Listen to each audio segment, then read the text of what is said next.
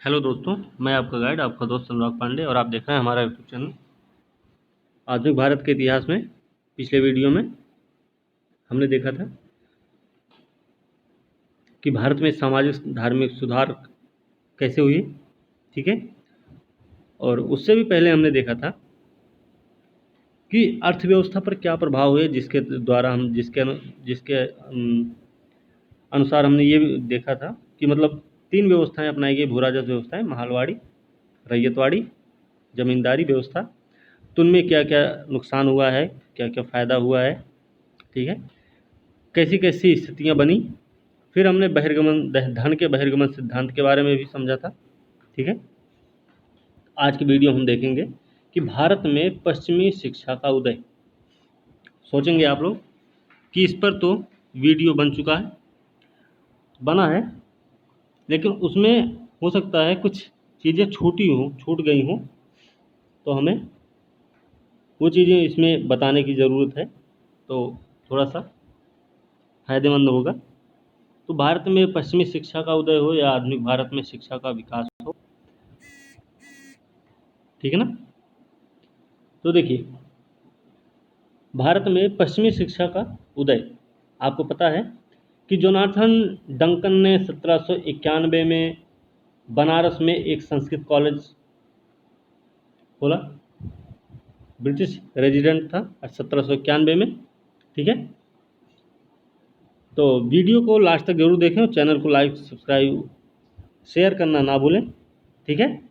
तो चलिए शुरू करते हैं। देखिए आज का वीडियो, तो ये जो शिक्षा की बात होती है, इसमें वॉरेन हेस्टिंग्स का टाइम है जो कि 1781, ठीक है, वॉरेन हेस्टिंग्स है।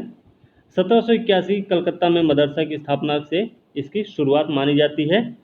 फिर इसके बाद 1791 में फिर स्कूलों की स्थापना होने लग जाती है। संस्कृत कॉलेज एक बना जोनाथन डंकन के सहयोग से 1791 में, जिसमें हिंदुओं धर्म, साहित्य, कानून का अध्ययन करना था। फिर एशियाटिक सोसाइटी की सदस्यता माइकल मधुसूदन दत्त को मिल जाती है, इस तरीके से। फिर ठीक है, फिर 1784 में एशियाटिक सोसाइटी की स्थापना हुई, ठीक है ना। इसके बाद 1789 में कालिदास की जो अभिज्ञान शाकुंतलम का अंग्रेजी में अनुवाद किया गया, ये इसी सब का परिणाम रहा है। फिर 1882 में डब्ल्यू हंटर की अध्यक्षता में एक आयोग बनता है जिसको हंटर कमीशन बोलते हैं, और इसी आयोग की रिपोर्ट में कहा गया था, हंटर आयोग है। कब बनाया गया था ये हंटर आयोग? 1882 में। क्या बोला गया इसमें कि प्राथमिक शिक्षा के विकास और सुधार पर जोर दिया गया है, इसी रिपोर्ट के अनुसार, ठीक है। फिर राष्ट्रीय शिक्षा क्षेत्र की अगर हम बात करें तो सबसे पहले 1905 में रंगपुर नेशनल स्कूल खोला गया। राष्ट्रीय शिक्षा के क्षेत्र में अगर बात की जाए तो प्रगति का एक असर दिखता है 1905 में, जो कि रंगपुर नेशनल स्कूल के नाम से सामने आता है, ठीक है। हमने प्रश्न वाले वीडियो में हमने बताया था कि जिस समय लॉर्ड कर्जन थे उस समय एक आयोग बनाया गया था, विश्वविद्यालय आयोग, 1904 में, ठीक है ना। तो ये सब शिक्षा के विकास के ही रूप थे, शिक्षा के विकास के ही क्रम रहे हैं, इस तरीके से।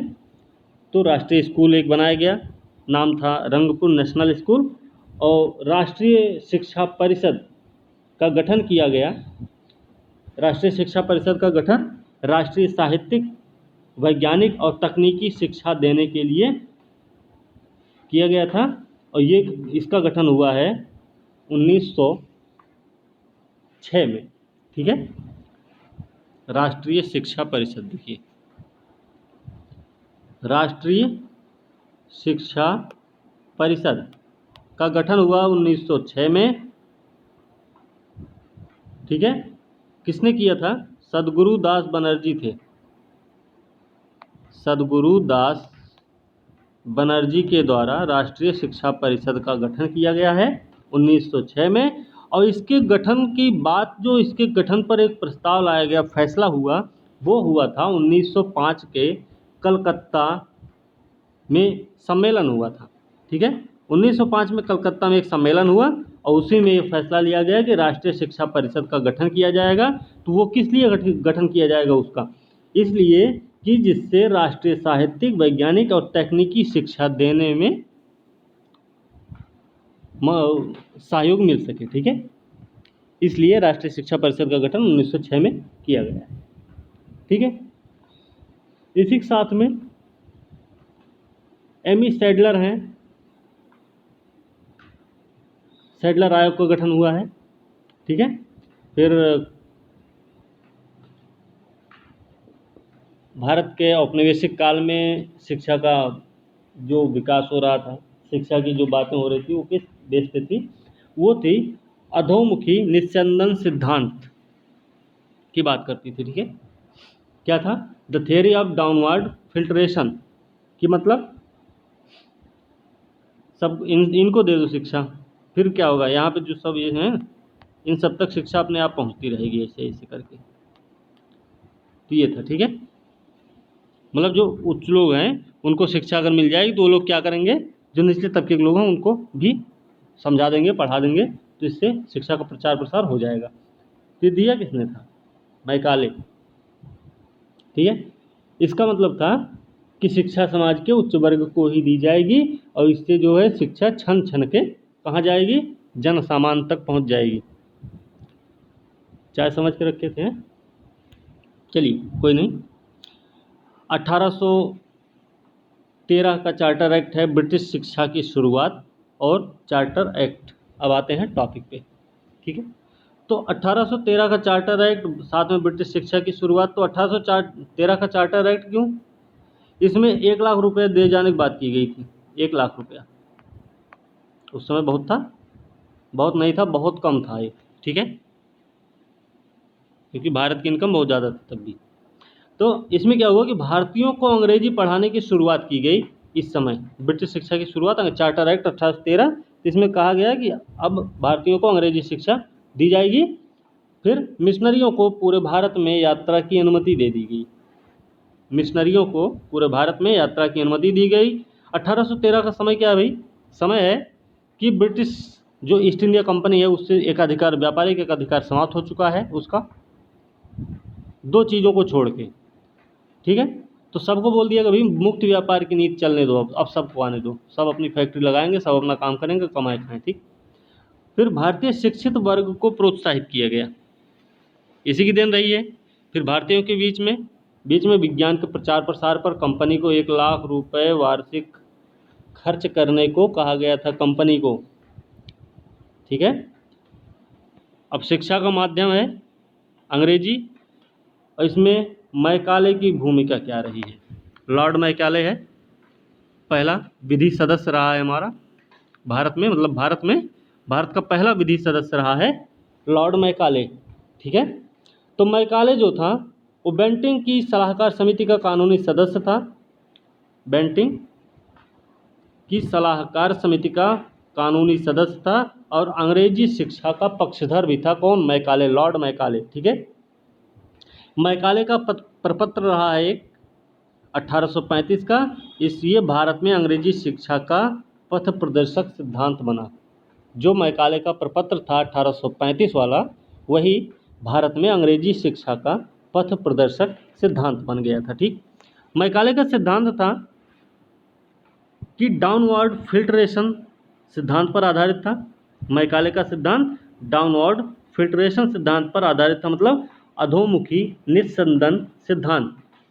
इसमें यह था कि शिक्षा जो है उच्च वर्ग को ही दी जाएगी और उसके बाद वो इस वर्ग से छनते हुए निचले समाज, जो सामान्य वर्ग है, जन सामान्य है, वहाँ तक पहुँच जाएगी। यही इनकी शिक्षा का माध्यम रहा है। ठीक है, चलिए वुड्स डिस्पैच, इसके बारे में आप लोग पढ़े होंगे बहुत ज़्यादा, आपको पता भी होगा। तो वुड्स डिस्पैच या वुड्स योजना है 1854 में जारी हुई। तो वुड्स डिस्पैच पे क्वेश्चन भी आते हैं, ध्यान रखना। तो यूरोपीय शिक्षा को भारतीय नक्शे पर पूरी तरह से स्थापित किया गया। यूरोपीय शिक्षा को भारतीय नक्शे पर पूरी तरह से स्थापित करने का काम वुड्स डिस्पैच के द्वारा किया गया है, जो कि 1854 में पारित हुआ था अब इसकी कुछ विशेषताएं रही हैं। विशेषता क्या रही है कि इसका उद्देश्य था यूरोपीय ज्ञान का प्रसार करना। यूरोपीय ज्ञान का प्रसार करना किसका काम था? वुड्स डिस्पैच का, पूरे भारत में करना था। उच्च शिक्षा का माध्यम बोला गया कि अंग्रेजी रहेगी। स्कूलों में श्रेणियों का प्रस्ताव दिया। स्कूलों में श्रेणियों का प्रस्ताव दिया। श्रेणी मतलब क्या? प्राथमिक स्तर, माध्यमिक स्तर, इस तरीके से। तो देखिए, प्राथमिक स्तर रहा ये ग्राम स्तर पर। तो प्राथमिक स्तर पर जो श्रेणी रही है वो ग्राम स्तर तक सीमित थी। इसका जो भाषा का माध्यम रहा है वो स्थानीय रहा, मतलब हिंदी वाले हिंदी पढ़ें, बांग्ला वाले बांग्ला पढ़ेंगे, ठीक है। फिर माध्यमिक स्तर जब आता है, ये जो है एंग्लो देश भाषा रही, उच्च विद्यालय, ठीक है, एंग्लो देश भाषा रही, उच्च विद्यालय। फिर महाविद्यालय की बात जब आती है तो ये जिला स्तर पर लागू किया गया था। 3 श्रेणियां रही हैं, ध्यान रखना, प्राथमिक, माध्यमिक और महाविद्यालय। तो माध्यमिक जो था एंग्लो देश भाषा, उच्च विद्यालय इसको बोलते हैं, ठीक है। वुड्स डिस्पैच के माध्यम से ही पहली बार शिक्षा के लिए निजी क्षेत्र को प्रोत्साहित किया गया था। ध्यान रखना कि पहली बार शिक्षा के लिए निजी क्षेत्र को प्रोत्साहित करने के लिए क्या हुआ? वुड्स डिस्पैच, वुड्स योजना जिम्मेदार रही है, ठीक है। कलकत्ता, बंबई, मद्रास में विश्वविद्यालय खोले गए, किसकी तर्ज पर? लंदन विश्वविद्यालय की तर्ज पर। लंदन विश्वविद्यालय की तर्ज पे कलकत्ता, बंबई, मद्रास में खोले गए विश्वविद्यालय, ठीक है। और कब खोले गए थे ये? 1857 में। 1857 में कलकत्ता, बंबई, मद्रास में विश्वविद्यालय खोले गए, वो भी लंदन विश्वविद्यालय की तर्ज पर, ठीक है, ध्यान रखना इसका, ठीक। इसके अलावा अभी और है, इतना है बस। उसके अलावा फिर भावी शिक्षकों के लिए प्रशिक्षण संस्थानों की स्थापना का भी प्रस्ताव किया। मतलब वुड्स डिस्पैच थोड़ा बहुत अच्छा रहा है कि प्रशिक्षण संस्थानों की स्थापना का भी प्रस्ताव दिया गया भावी शिक्षकों के लिए, और महिला शिक्षा का इसमें समर्थन किया गया था, ठीक है। अब शिक्षा की बात हो रही है तो कुछ और भी बातें होनी जरूरी है इसमें। जैसे क्या है कि D.K. कर्वे हैं, D.K. कर्वे नाम है इनका, नाम है D.K. कर्वे। तो इनका प्रयत्न रहा है और इन्हीं के प्रयत्न का नतीजा रहा है कि बंबई में महिला विश्वविद्यालय की स्थापना हुई। D.K. कर्वे का ही प्रयत्न था कि बंबई में पहला या प्रथम महिला विश्वविद्यालय की स्थापना हुई है। ध्यान रखना, बंबई में D.K. कर्वे के प्रयत्न से, ठीक। तो D.K. कर्वे कौन थे भाई? D.K. कर्वे महाराष्ट्र के समाज सुधारक और सामाजिक कार्यकर्ता थे। D.K. कर्वे के प्रयत्न से बंबई में पहला महिला विश्वविद्यालय खोला गया। तो D.K. कर्वे जो थे वो महाराष्ट्र के समाज सुधारक और सामाजिक कार्यकर्ता थे। इन्होंने क्या किया था? D.K. कर्वे ने, D.K. कर्वे नाम लिख देते। एक तो वह बंबई में इनके ही प्रयत्न से बंबई में पहला महिला विश्वविद्यालय खोला गया। मद्रास के समाज सुधारक सामाजिक कार्यकर्ता थे। इन्होंने ही विधवाओं के उत्थान के लिए, D.K. कर्वे ने विधवाओं के उत्थान के लिए क्या काम किया है? विधवा विवाह प्रतिबंध निवारक मंडली की स्थापना की थी। D.K. कर्वे ने विधवा विवाह प्रतिबंध निवारक मंडली की स्थापना की थी। साथ में 1896 में 1896 में इन्होंने और क्या काम किया? पूना में विधवा गृह की स्थापना की। D.K. कर्वे ने बहुत सारे काम किए थे, महाराष्ट्र के समाज सुधारक सामाजिक कार्यकर्ता थे ये, ठीक है ना। और इन्होंने पूना में विधवा गृह की स्थापना की। साथ में बंबई में पहला महिला विश्वविद्यालय जो खोला गया वो D.K. कर्वे के ही प्रयत्न का नतीजा रहा है, ठीक है। ये इन्होंने खुद भी एक ब्राह्मणी विधवा से शादी किए थे। कौन? D.K. कर्वे, ठीक है ना, ये ध्यान रखना है। चलिए एक और है, Deccan educational society. Deccan educational society ये क्या है? इसकी स्थापना हुई है 1880 में, ठीक है। डेक्कन एजुकेशनल सोसाइटी की स्थापना हुई 1880 में।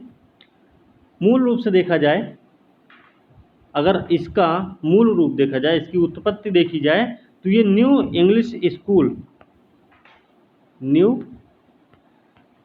इंग्लिश स्कूल के रूप में हुई थी। इसका उत्पत्ति हुई थी, इसका जन्म हुआ था, वो भी कहाँ, पुणे में।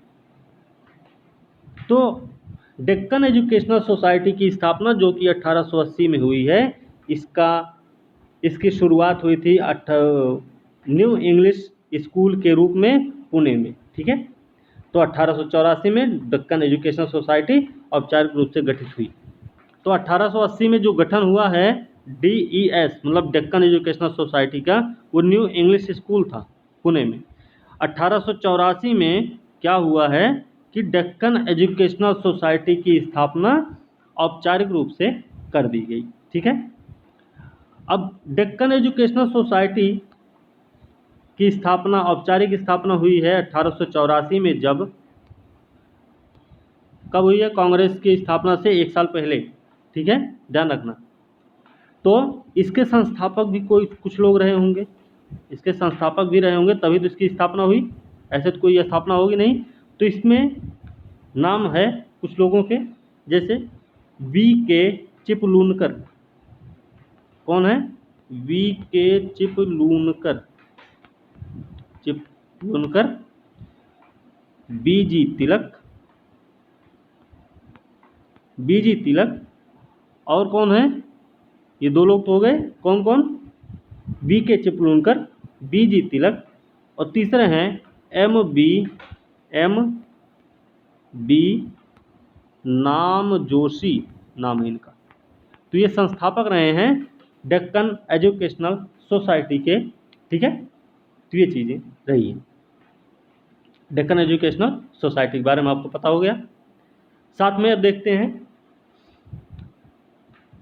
1817 का समय। 1817 का समय क्या है? इसमें जो है डेविड हेयर हैं और अलेक्जेंडर डफ। कौन कौन? डेविड हेयर और अलेक्जेंडर डफ, 2 लोग हैं इसमें, ठीक है। 2 नहीं, एक और है अभी। कौन? राजा राम मोहन राय, ठीक है, राजा राम मोहन राय। तो भाई 1817 में डेविड हेयर, अलेक्जेंडर डफ के साथ मिलकर राजा राम मोहन राय ने कलकत्ता में हिंदू कॉलेज की स्थापना की। कलकत्ता में हिंदू कॉलेज की स्थापना कब हुई? 1817 में। किसके प्रयत्न का नतीजा रहा? राजा राम मोहन राय का। सहयोग किसका मिला? डेविड हेयर और अलेक्जेंडर डफ, ठीक है। मेयो कॉलेज है, Mayo college, Mayo, Lord Mayo का नाम सुना है ना? 1871, ठीक है, 1872। मेयो कॉलेज है, कहाँ पे स्थापित हुआ है? लाहौर में। कब हुआ है? 1875 में, 1875 में, ठीक है, ठीक है ना। लाहौर में नहीं था।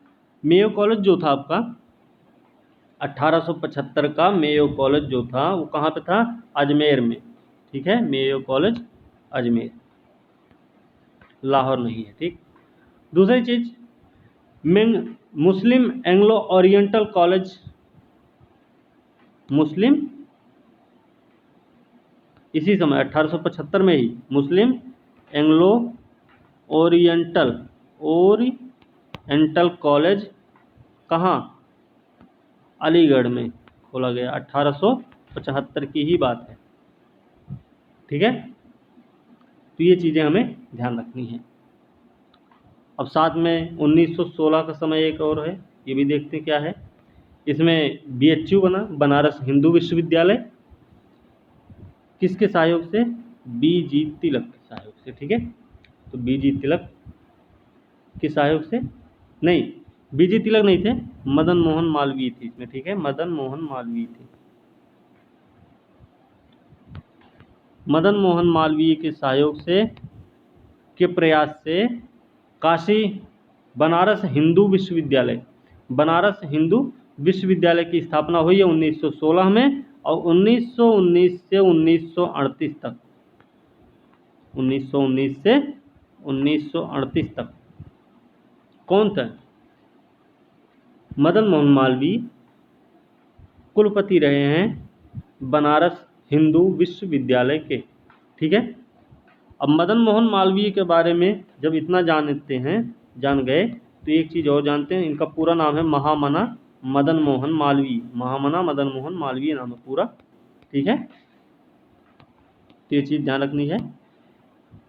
1916 में बनारस हिंदू विश्वविद्यालय की स्थापना हुई। इनके प्रयत्न का नतीजा रहा 1919 से 1938 तक कुलपति रहे हैं।